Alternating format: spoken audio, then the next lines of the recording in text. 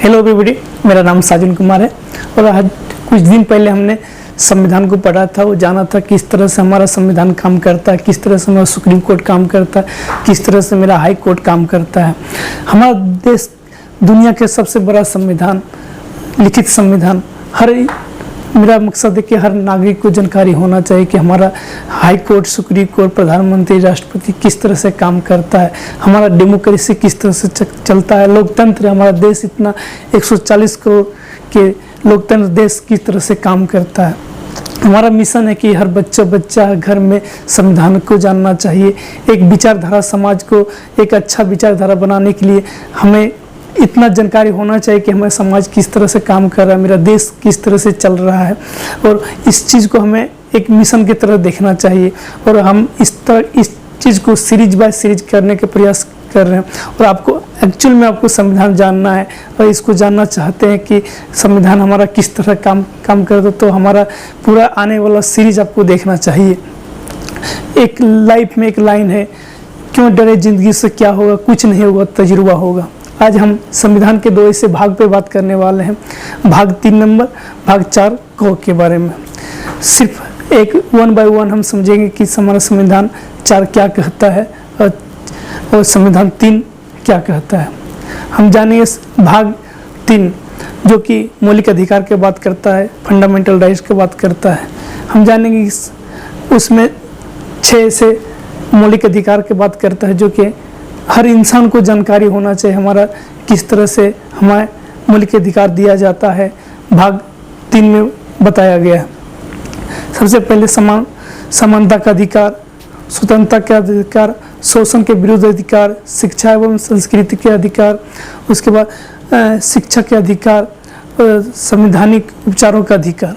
6 ऐसे अधिकार है जो कि फंडामेंटल राइट्स में मौलिक अधिकार भाग 4 में बताया, जिसमें कि एक हमारा अधिकार संपत्ति के अधिकार था, वो एक 44वां संशोधन के तहत उसको हटाया गया है। जो कि हम सब जानते हैं कि जिस तरह से केसरी शंकरी प्रसाद, सज्जन सिंह, गोलकनाथ, केशवानंदी भारती के, हम सबको पता हुआ 24 अप्रैल 1973 में जो संविधान में एक तरह से पूरा संविधान हिल गया था। जिस तरह से केशवानंद भारतीय केस का जब उनका फाइल, जब 13 बेंचों का जज जब बैठा था तो पूरा संविधान हिल गया था।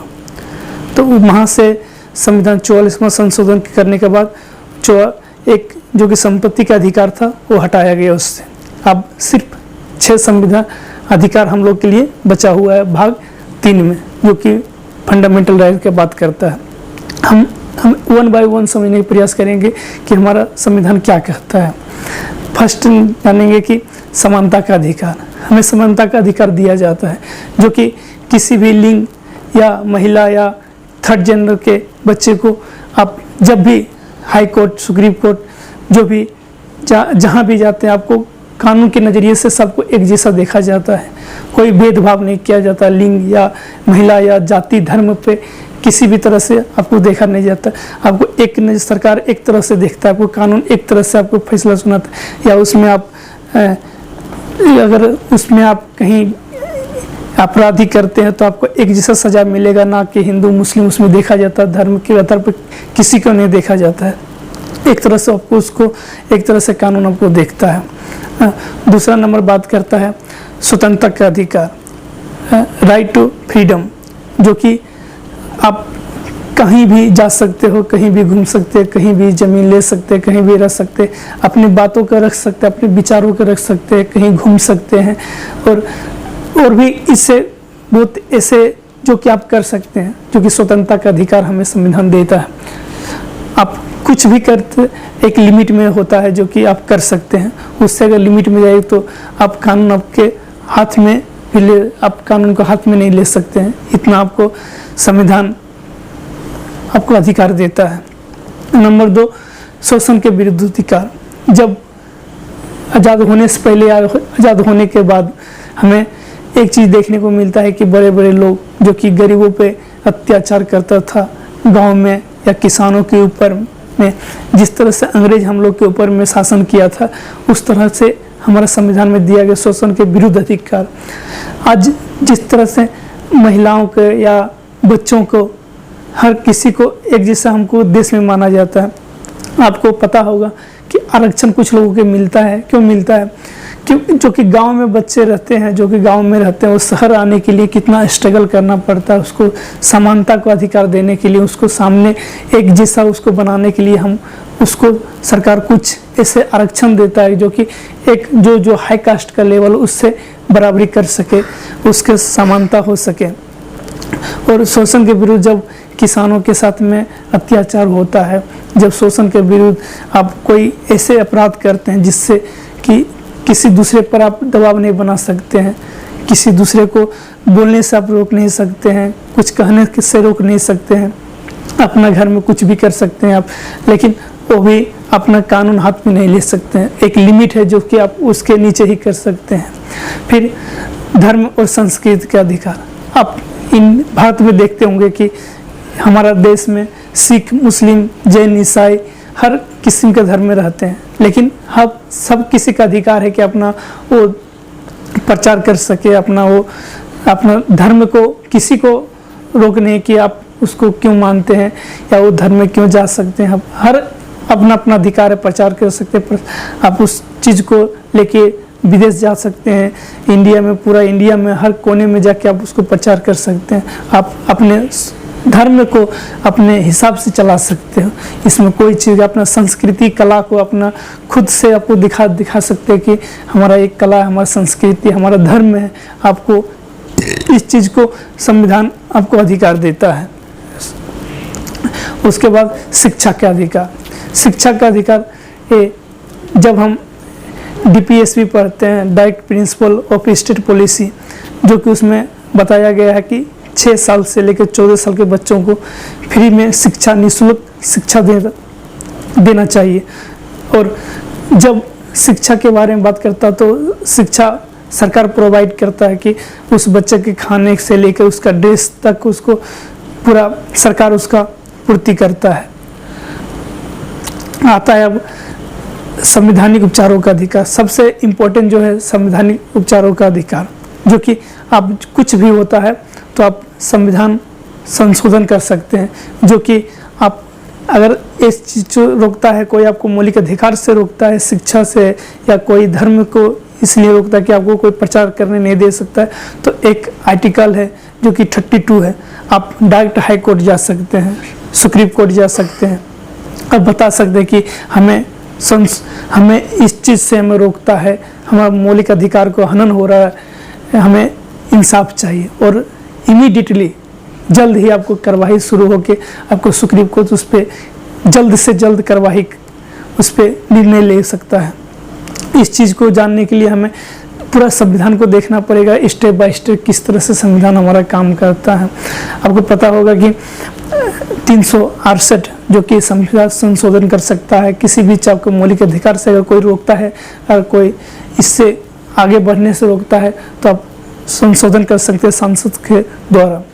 और अब आता है कि बात कि हम सब एजुकेशन को सिर्फ इसलिए एजुकेशन नहीं पढ़ना चाहिए, क्यों हमें एग्जाम, बड़े बड़े एग्जाम करेक्ट करने के लिए हमें संविधान पढ़ना चाहिए, या बड़े बड़े एग्जाम जब हम करेक्ट करने लगे तो हमें संविधान पढ़ना चाहिए। हर इंसान को संविधान पढ़ना चाहिए, देश के लिए हर नागरिक को संविधान पढ़ना, तभी विचारधारा आ सकता है हमारा लाइफ में। आप कुछ करो या न करो, एक बेहतर इंसान बनो, क्योंकि एक बेहतर इंसान बनने के लिए एक अच्छा शिक्षा चाहिए। उस शिक्षा को प्रोवाइड करने के लिए आपको खुद से मेहनत करना पड़ेगा, तब शिक्षा प्राप्त कर सकते हैं। तो आने वाला हम जानेंगे कि शंकरी प्रसाद जो केशवानंद भारती बनाम केरल राज्य, उसको देखेंगे। चमकरण दोहराई राजन का केस जानेंगे आगे, जब हम स्टेप बाय स्टेप जाएंगे। प्रीम्बल पढ़ेंगे, DPSP पढ़ेंगे, direct principle of state policy जो पढ़ेंगे हम आने वाले समय में, उसको पढ़ेंगे।